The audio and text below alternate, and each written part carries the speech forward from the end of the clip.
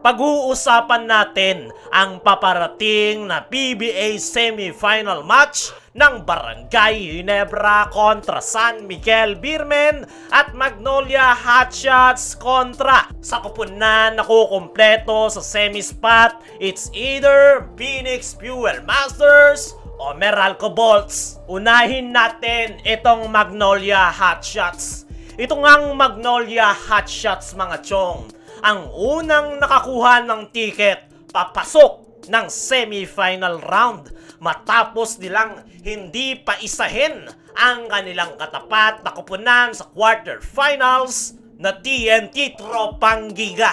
Hindi naging madali para sa Magnolia Hotshots ang pagkuha ng panalo dahil pinahirapan nga sila ng kulang-kulang na lineup ng TNT Tropang Giga. Pero at the end of the game ay Magnolia Hotshots pa rin ang nakakuha ng ticket papasok ng semifinals. At pinapatunayan nga ngayon ng kupunan ni Chito Victolero na hindi lang sila Intro Boys at kaya rin nilang sumabay ngayong PBA Playoffs. Sa ngayon ay waiting ang Magnolia Hotshots sa paparating na sudden death game ng Phoenix Fuel Masters at Meralco Bolts. Isa nga dyan ang makakatapat ng Magnolia Hotshots sa semi-final round. Marami ang nagsasabi na ang bracket ng Magnolia Hotshots ang pinakamadali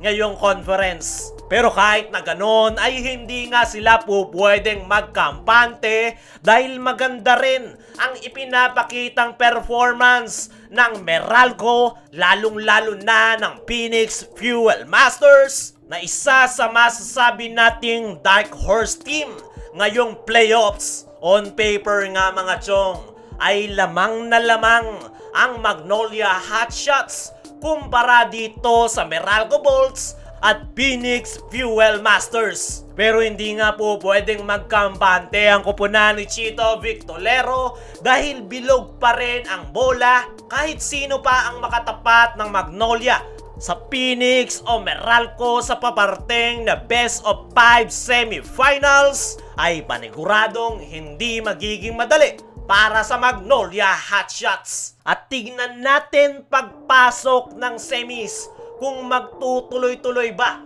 ang mainit na performance ng Magnolia Hotshots o diyan na ba magsisimula ang kanilang problema.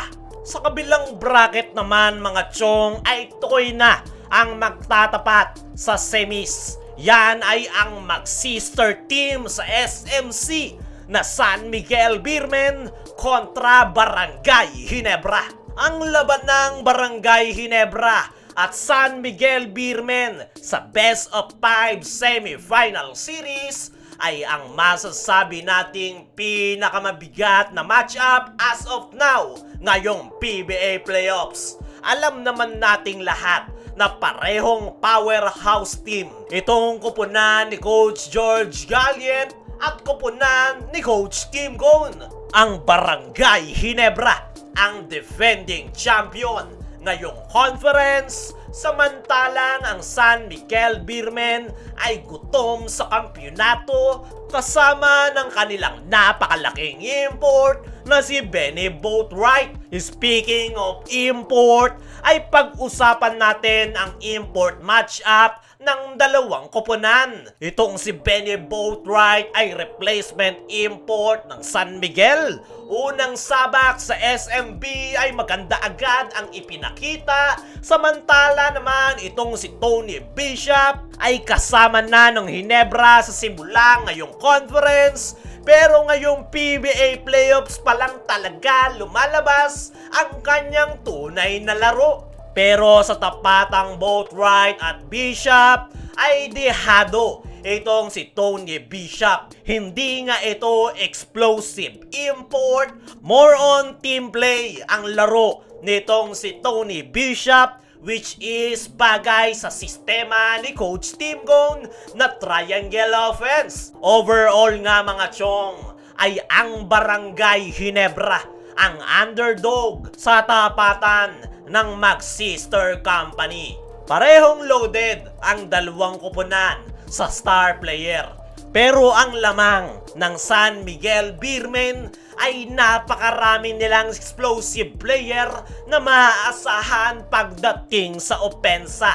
Samantalang ang Barangay Ginebra ay ang advantage nila ngayong semifinals ay ang sistema ni Coach Tim Cone. Panigurado marami pang itinatagong plays itong si Coach Tim na ilalabas sa semifinals. Ilang beses niya na nga yang sinabi sa kanyang press con interview at excited nga daw ito sa ipapakita ng kanyang kupunan ngayong PBA Playoffs. Eto real talk mga chong, kung sino ang makakapag-advance sa finals sa pagitan ng San Miguel Beermen at Barangay Ginebra ay napakalaki ng tsansa na yun na rin ang makakakuha ng kampyonato dahil magagamit nga nila ang kanilang redeem papasok ng PBA Finals. At yan nga ang maganda sa tapatan ng San Miguel Beermen at Barangay Ginebra. Pero ibang usapan sakaling may ma-injury sa dalawang kupunan at sana hindi yan mangyari. Kayo mga chong, ano ang insight nyo sa paparating na PBA semis? I-comment mo lang dyan sa ibaba.